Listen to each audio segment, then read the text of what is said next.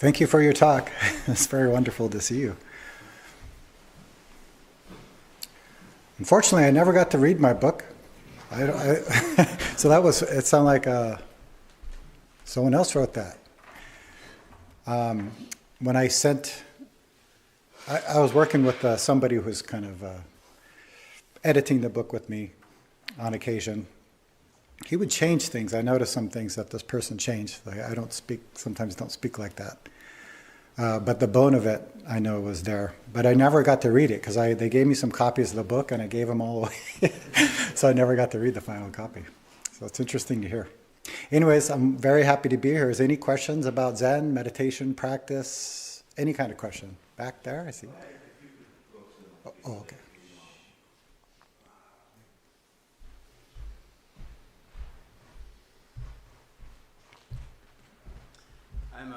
I'm curious now to read your book. When you talk about the one mind and the transferring of energy, is that any different than what they talk about in some scriptures and other thing where, we're all one singularity and connected?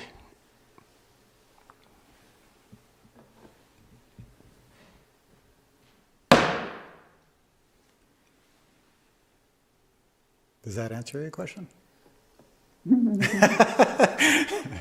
I'll explain a little. Yeah, it's really complicated to start thinking about all of these things because it's an experience before thinking. So that's what makes, I think, Zen difficult sometimes. Because we read something, it kind of makes sense in our head a little bit. We compare it with something else, so that makes sense, but what is it really? How do we actually have the experience, and then how do we express it in the moment? That's a whole nother ball game. So one thing I appreciated about Zen Master Sung Song was his simple, clear teachings. Very simple. A lot of it had to do with the language barrier. But a teaching that stood out to me was that if you're thinking and I'm thinking, we are separate. But if you're not thinking and I'm not thinking, we're not separate. So again, that kind of makes sense if you think about it, but how do we have that experience? So at that moment, the stick, just then, your mind and my mind, and maybe the mice in the wall, at that point, everything is just one point, boom. We actually have that experience. And I really think that's what's important in Zen. So we can read stuff to kind of set a direction, like how to practice, why we practice. But eventually it comes to our experience of it. So that's how I would answer your question, with action. Because then you actually have an experience of what you just said, rather than me explaining it. And I think that might be more helpful because you probably won't forget that. Like I forgot most of that stuff in the book. When she was reading, it's like, I wrote that? But when we have experiences of things, especially this kind of intimate connection, yeah, it's hard to forget that. And it becomes ours. And we can use that and share that with others. Any other question? If you're new here and you have any questions about the meditation or form or anything like that, I'd be happy to try to help.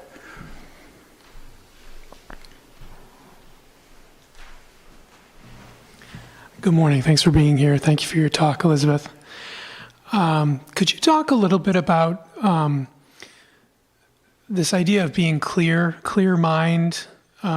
We use, in our school, we use that terminology, clear mind and being clear and clear teaching. Can you talk a little bit about that? Yeah. So since I'm on a roll, what color is my robe? Gray. Okay, that's clear. So sometimes we might use an analogy that our original mind or enlightened mind is like a mirror. I like that analogy. I mean, it's hard to talk about again, right? Because it's an experience of it. And I find this is probably the best way to talk about it.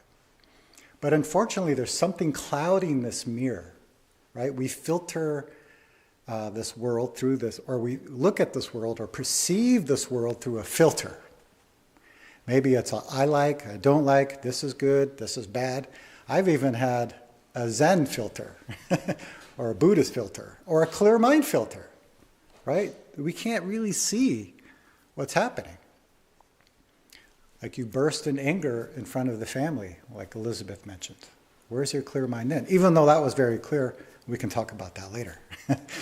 So everyone has something clouding this original clarity that we already have. It's not something we gain. You know, sometimes it seems like if we practice a certain amount of time, we're going to build up this clarity. But we know that's not the case. Because first of all, it could only happen in this moment. It can't happen next week, and it's not going to happen obviously 5 minutes ago. So the first step, or how we teach it in the Quantum School of Zen, is take away all of this stuff that's clouding this original mind. So one way of doing that is doing this, right? Because at that moment, there is no I like, I don't like, there's no good or bad. There's no I or you. There's not even clear mind at that point. It's just this. And then everything wakes up. Right? We heard about the 6 senses: eyes, ears, nose, tongue, body, mind. We all have these dusts clouding them. Right? Sometimes the eyes just want to see what it wants to see. I just want to hear what I want to hear. I want to taste just what I want to taste. And everything else can be pushed away. I don't like that, don't want it around me. That's called delusion. Delusion equals, if we're going to do a simple math equation, delusion equals suffering or dissatisfaction. So the first step is just clearing everything away. Then the eyes wake up and it just sees. You might have heard this teaching from Zen Master Sung Song. You read this all the time in his books. The sky is blue, trees green, dogs barking, woof woof. He says it over and over.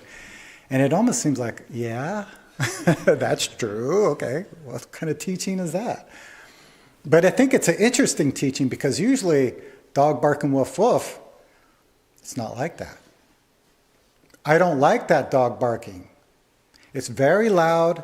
It's ruining my meditation. I wonder what kind of dog that is anyways, because I'll never get a dog that sounds like that, right? This kind of mind. That's what we call making something.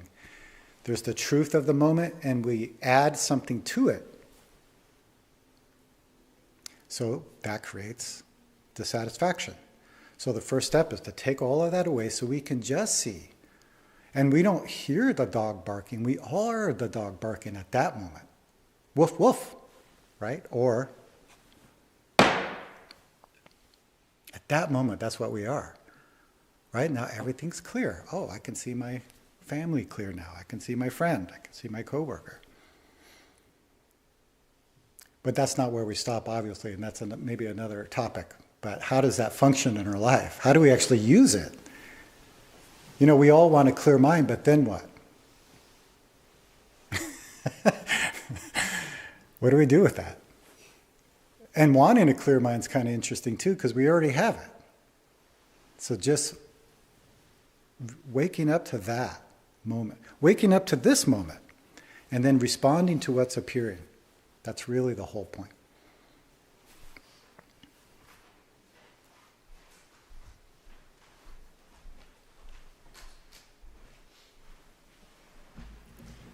Hi, very interesting being here, first time.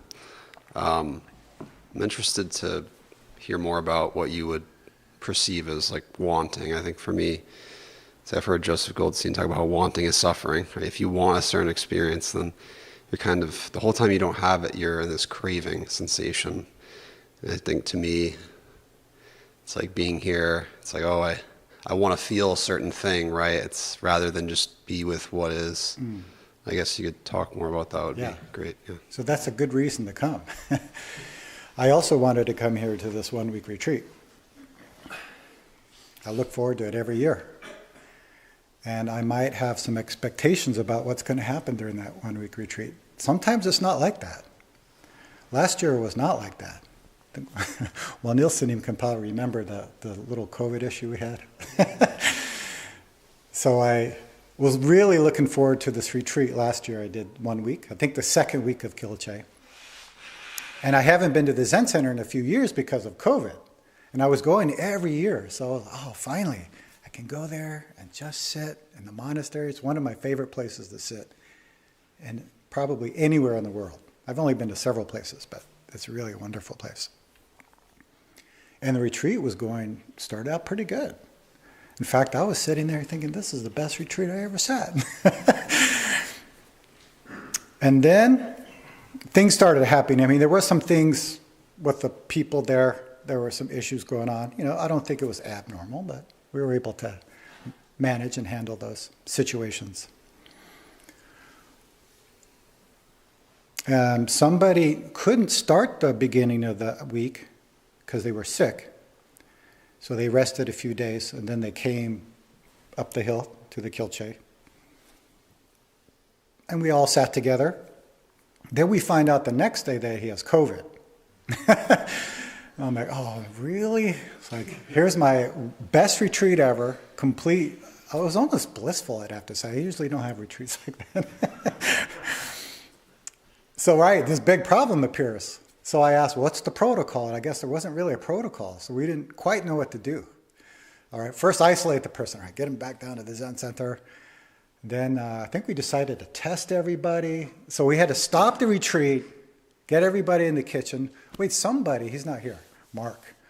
He was one of the retreatants. He couldn't find any COVID tests at the Zen Center, so he drove down to the pharmacy, picked up a bunch of tests, drove back. We stopped the retreat, everybody's testing, and then we decided, let's wear masks just in case. Some people didn't like that, so they left. I mean, it was, to me, a disaster. I mean, compared to the retreats I sat before, right?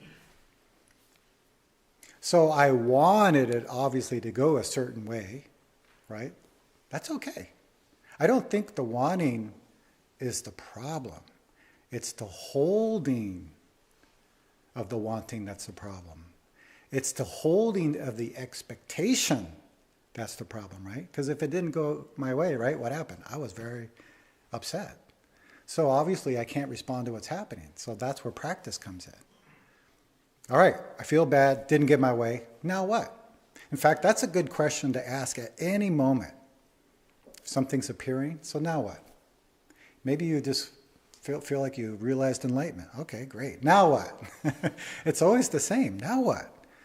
So I think that's where the practice was helpful. It's like, okay, things are not going the way I wanted. This is the truth of what's happening. What is it that I can do to respond to that? Right? So that's the difference too. Like the kind of this wanting has a bigger picture. Like it's not just for me. It's how do we help this retreat situation? And I think we learn that through our own experience, because I came to Zen wanting to get rid of anger and confusion, because I was really angry and confused. So I was hoping practice would take it away. Sometimes it helped and sometimes it didn't. When I realized, like, life is full of all of these different kinds of experiences. Some are pleasant, some are not. Some of them I liked, some of them I didn't. Some of them I wanted to keep, some of them I wanted to go away. But I eventually learned that the experience of practice helps us be with all of those experiences, see them for what they are, and respond with some kindness, love, and compassion. Okay? As you get more experience with sitting meditation, what becomes easier and what becomes harder?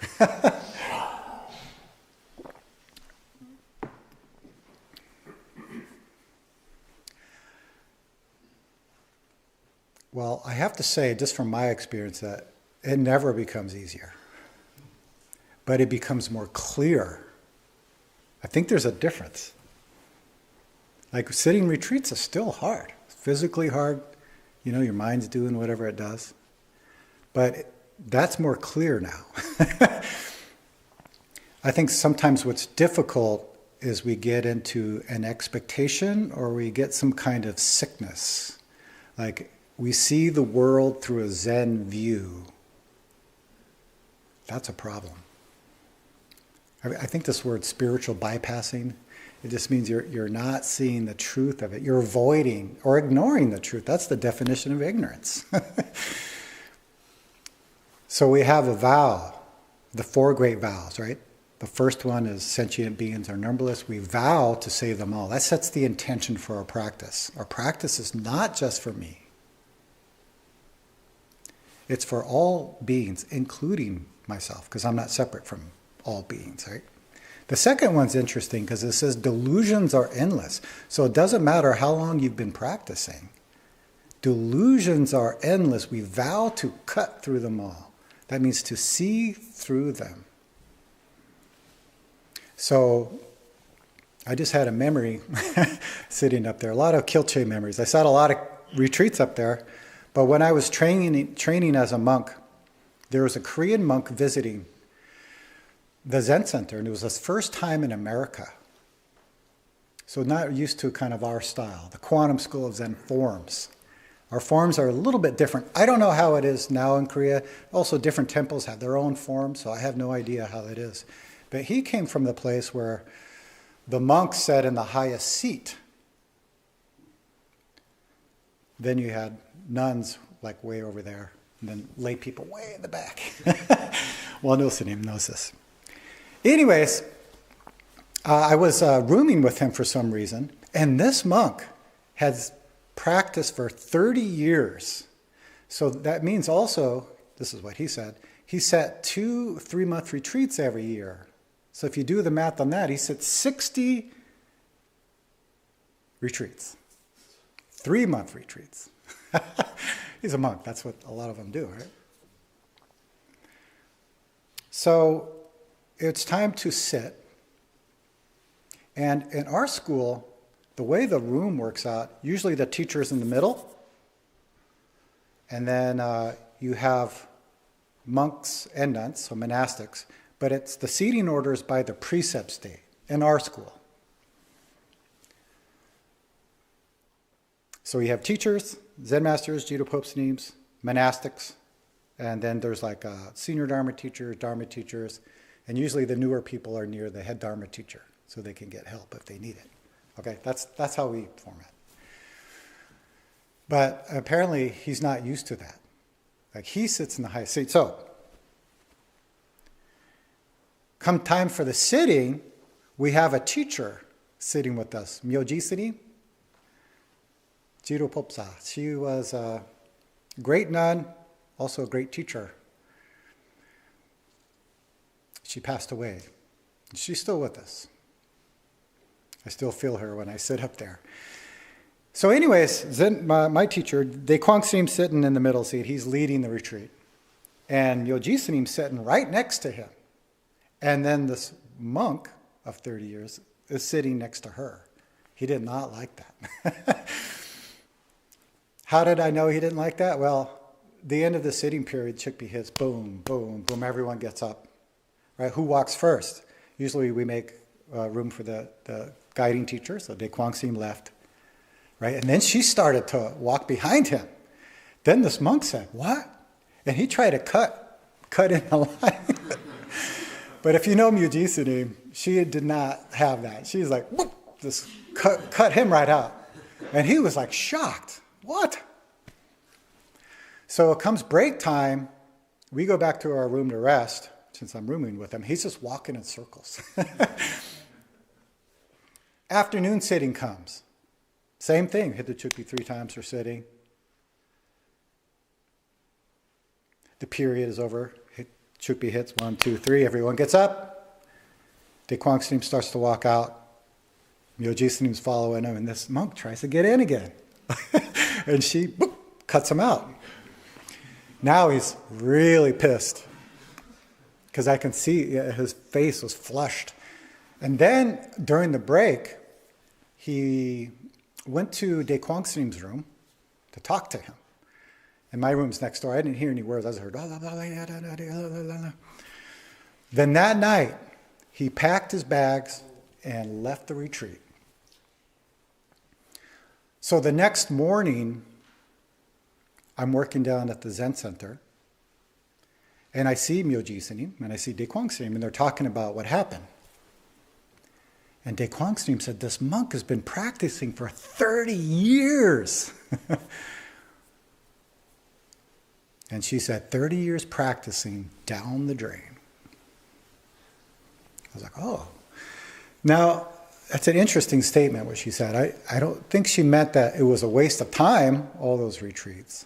It just means delusions are endless. So one sickness we can get into, especially you've been practicing for a while, is holding something about practice or Zen. So every moment there's a delusion, so our job is to see through it. Then the third great vows about the teachings are infinite. That was mentioned earlier. So every moment there's a teaching for us. What's happening in this moment, and how do I respond with some wisdom? But then the last one says, the Buddha way is inconceivable. We vow to attain it. So the understanding of all of this is not enough. So if you're practicing as a beginner and you want something, that's fine. Just pay attention to that. See what happens. And if you've been practicing for a while, be careful. See what you're holding. Any other questions? Do you have time? When do we end this? Like 11:30. 11:30. One last question?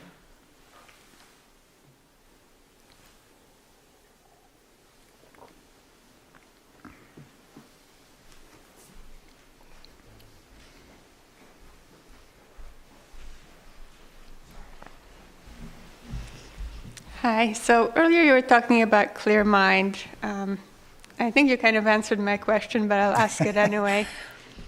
So do you think, does clear mind have a personality, or is personality a delusion, or what do you think it is?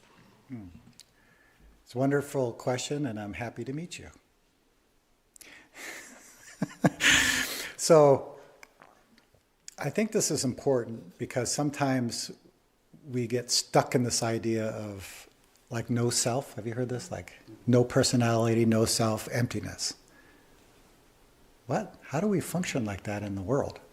I don't think that's even the problem.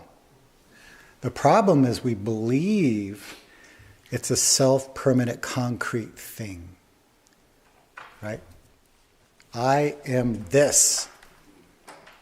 I had this experience. Now that's something I do remember from my book. My whole life I believed I was a musician, right? I was this thing. And I don't want to go into it. You could read the book. But long story short, I was going through a lot of difficulty in Seattle. In fact, I lost pretty much everything except my life, which I guess is good. And I started to go a little crazy.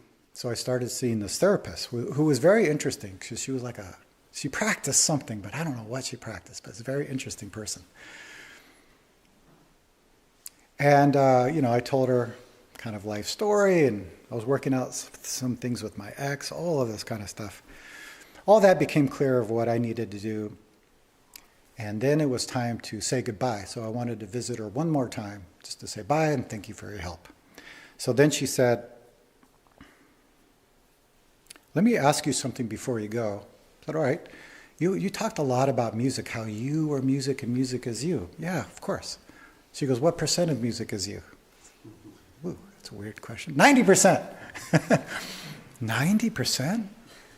I said, yeah, of course. She says, when you're not playing music, what are you?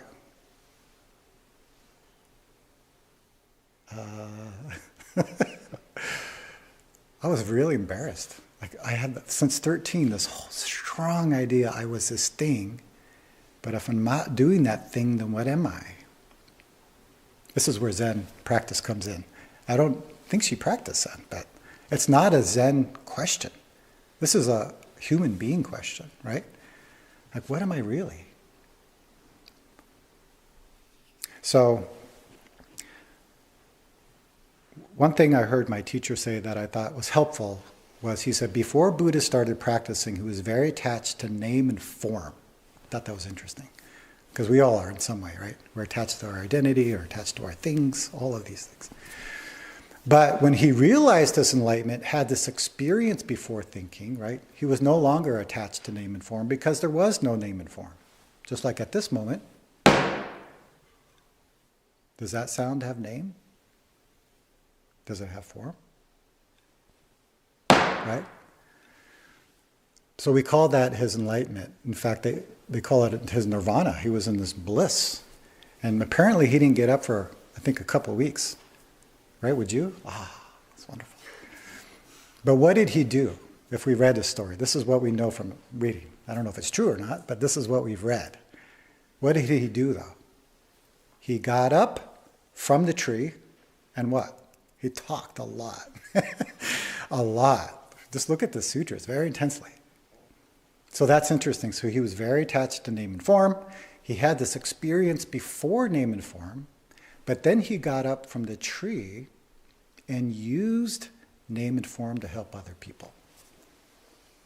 So all of us have, you can say personality, we can call it karma, right? These mind habits, this thing that makes us unique. That's not a problem. But usually what the problem is we think that's us, or we're very attached to it. So the teaching I find most helpful from Zen Master Sung Song is when he said, are you using your karma to help other people, or is your karma using you? I like that. Right? Because we think maybe it's supposed to get rid of our karma, we're supposed to have no karma. How do we use what's here in this moment? We all have thoughts, feelings, body, form, name. How do we use those things to help? Right? So this experience, though, before all of that stuff is important, because then we're not holding that idea. Right? And the karma changes. I was a musician for many years, then worked at a honey farm, then was a monk for a while, then I got married, then I had kids, then started teaching. Well, then what am I? I don't have no idea. So Elizabeth mentioned don't know. That's right. We don't know what we are or who we are. From that place, we can use anything in this moment, our thoughts, feelings, actions, what's happening, to help ourselves and those around us. Okay. All right. Thank you. Thank you, everyone, for your practice. I hope that was helpful, but most important is to actually experience it. So coming to the Zen Center is a very good idea, if you can. So thank you both for your wonderful talks today. Thank you, Pope Sanim, and thank you, Doctor. Just a couple of announcements to go ahead and round us out. Next weekend on Saturday, we are having a Foundations of Zen workshop. This is going to be from 9 a.m. to 3 p.m. And this is strongly recommended for beginners as well as for anyone interested in coming back to the very foundations and basics of Zen. It's an extended time period led by Zen Master Tan Gong as well as Kwan Sanim Jito Pope Sanim, where they're really going to go into the detail about some of the history of Zen, really working one-on-one with people on how to sit, what the forms are, where the forms come from, and how all of our different practice styles integrate and come together. And a lunch will be provided. So this is going to be, again, Saturday, January 27th from 9 a.m. to 3 p.m. I went to it last year. It was a lot of fun. And last year we only had coffee. So this year we have lunch. It's we're upgrading in the world. So please come and join us. We're going to have a couple retreats coming up in February. Once the flyers are made for those, we'll be happy to share those with all of you as well. We usually do 1 or 2 retreats a month. So if any of you have never sat a meditation retreat before, please start thinking about a weekend or a time frame where you might like to come and join us. The retreats are a wonderful way of really having an extended period of time to practice. Watch your mind settle down, or not, depending on your day, but be able just to show up for it and be able to go through the day with everyone else. It's such a truly amazing and unique experience that we offer here. So like I said, we offer 1 or 2 a month across the weekend, so start thinking about that for the future, and I'll have some more specific dates for you next time. Last, in terms of retreats, of course, our winter Kyol Che is continuing. This is up at the beautiful Diamond Hill Zen Monastery, in which we got a ringing endorsement today from Jason Quinn JDPSN, who's sat all over the world. So, woohoo, good for us. But apart from the actual beauty of the building, our winter Kyol Che is also a great experience to come and sit. It's running January 6th through April 5th, and you can sit in 1-week intervals, and every week we have a different teacher coming. So Jason Quinn is here this week, next week we'll have a different teacher, and so forth. If you're able to sit multiple weeks, you get to sit with multiple teachers, a grand experience. We do require, though, that you already have experience with our retreat forms before heading up there, just to maintain the practice space as well as the energy that's going on up there. So for all of you who have sat a retreat with us, please consider sitting a week or more of winter Kyol Che. Again, it is one of the truly unique, beautiful things that we offer here in the Quantum School of Zen. Last and not least, practice is always free. Electricity and internet are not. So if you would like to help support us first, we have a volunteer program. There is a sign-up sheet near the entrance, or you can speak to Danielle, who is here today, if you'd like to raise your hand, about maybe signing up to come in once a week to maybe just take care of an entryway or a bathroom, or just be in the loop to come by and help us with rentals or large retreats that come and go here, and to be able to support the Zen Center as well as do some Sangha building. There's nothing greater than working with people in a shared goal together. And then, of course, we do rely quite heavily on donations. It actually makes up 30 to 40% of our annual income here. And I think that's important because we are a Sangha, and this practice is about all of us. And so if this practice has been helpful for you in your life, and if you appreciate what we do here, please help us keep these doors open so we can offer this meditation, this teaching of Daesan Sanim, open to everyone who comes through these doors. You can donate online at providencezen.org, or we have a small donation box near the entrance. So please consider becoming a monthly sustainer of our Zen Center, or donate wherever you can within your means. So thank you all so much again, and I hope to see you all again soon. And if you could all please rise for the teacher, we'll allow him to leave first.